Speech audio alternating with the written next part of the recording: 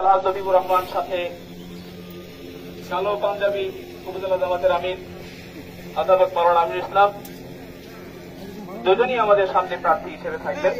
একজন এমপি, একজন উপজেলা চেয়ারম্যান।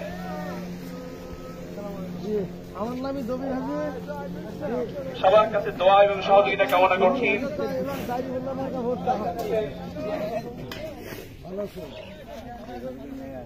দাঁড়িপাল্লা বাংলাদেশ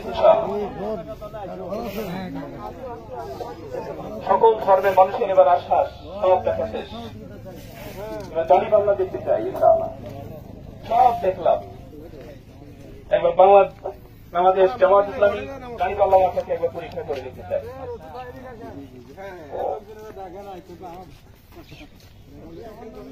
আলহাজ জবির ভাই তিনি নির্বাচিত একজন উপজেলা চেয়ারম্যান, পরীক্ষিত চেয়ারম্যান, বিপুল ভোটে বিজয়ী একজন চেয়ারম্যান ছিলেন।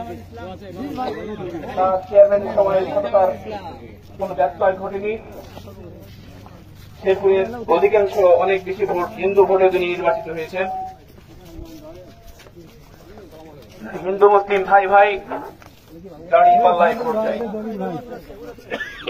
আপনারা জানেন দীর্ঘদিন আমাদেরকে শোষণ, নিপীড়ন, মামলা, হামলা, নির্যাতনের মাধ্যমে আমাদেরকে দূরে রাখা হয়েছে, জনগণ থেকে বিচ্ছিন্ন রাখা হয়েছে।